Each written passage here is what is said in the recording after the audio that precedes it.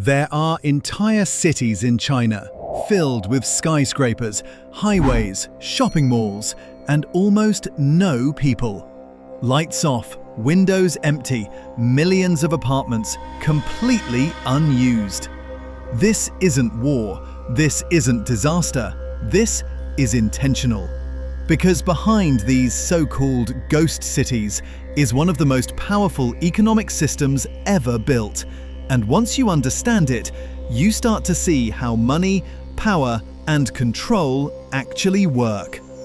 The term ghost city sounds dramatic, but in China, it's very real. Entire districts built for millions, standing half empty. Not abandoned, not broken, just waiting. China may have tens of millions of empty homes. Some estimates say up to 60, even 90 million units sitting unused. That's enough housing for entire countries. In some areas, vacancy rates cross 20, even 30%. So why would any country build cities with no people? To understand ghost cities, you have to understand how China grows its economy.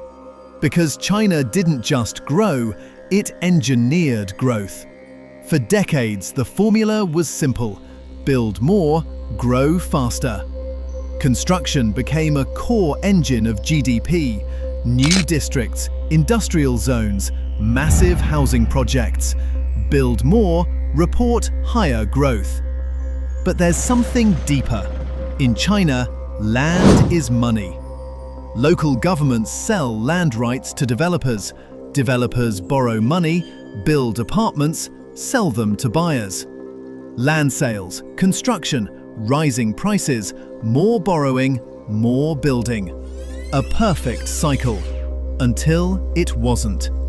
At some point, China built more housing than people actually needed. Speculation took over. People stopped buying homes to live in and started buying them as investments. Empty apartments became financial assets, not homes. Today, the scale is massive. Millions of empty apartments, trillions of dollars locked in real estate, entire districts operating below capacity. In some regions, over a quarter of homes sit empty. But this isn't just about empty buildings. This is about frozen money. Every empty apartment represents cement, steel, labor, loans, investor capital, all locked into something that isn't producing value. This is what economists call a capital trap. Money goes in, but doesn't come out. And when this happens at a national scale, it becomes a system-level risk. Because China's real estate sector isn't small. At its peak, it made up nearly 30% of the entire economy. So when this system slows down, the shockwaves go global. Steel demand drops, cement demand falls, commodity prices shift, markets react. A half-empty city in China can impact economies across the world. So why not just stop building? Because stopping is even more dangerous. Construction drives jobs, supports local government finances, keeps banks and developers alive. If it stops suddenly, the system risks collapsing. So instead, China slows down carefully, adjusts, but doesn't fully stop. Now here's something most people miss. Many of these so-called ghost cities were never meant to be full immediately. They were built for the future.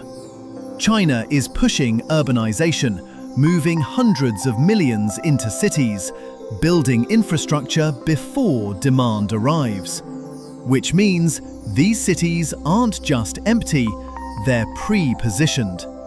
And not all ghost cities stay empty. Some, like Ordos, once labelled a failure, are now filling up. Because over time, people move in, businesses grow, cities come alive. But not all of them will succeed. especially in smaller regions where jobs are limited and populations are declining.